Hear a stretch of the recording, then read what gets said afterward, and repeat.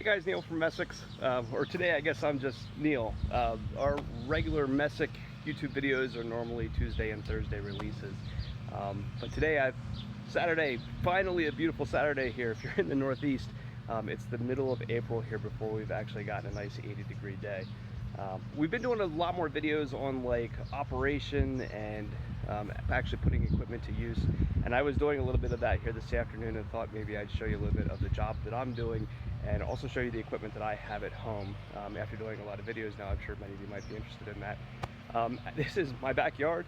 I normally get mulch most years, and this year we really had a lot left over and decided not to do that and thought we were going to try to stick with what we got and make what we have work.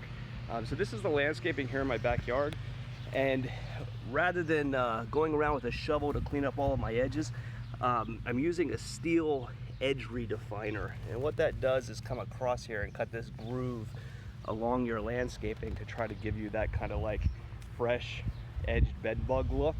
And actually I was surprised it did a pretty decent job.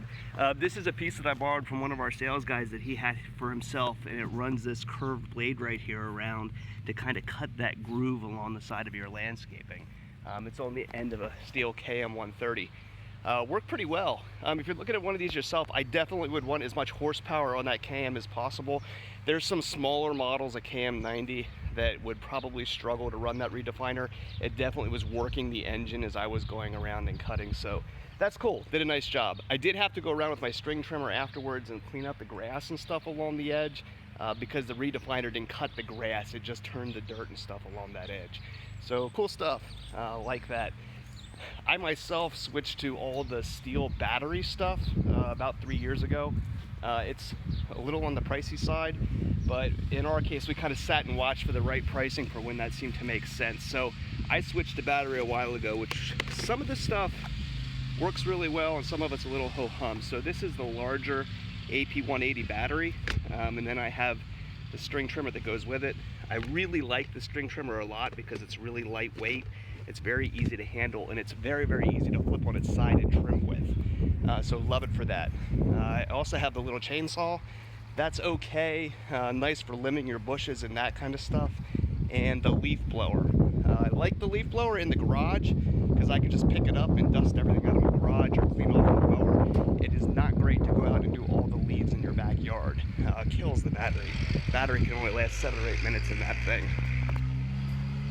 In my garage, this is my lawnmower.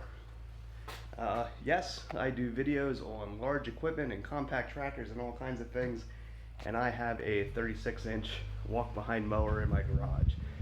I only have about 1/5 of an acre yard, so even though I get to do videos on all this big equipment, I don't have a big enough yard to put any of it to use, unfortunately. So a lot of us in the business, I'm a Messick, if you haven't gathered that by now. I'm one of the owners of our dealership. The equipment that we often take home is not necessarily what we would want, but what isn't selling.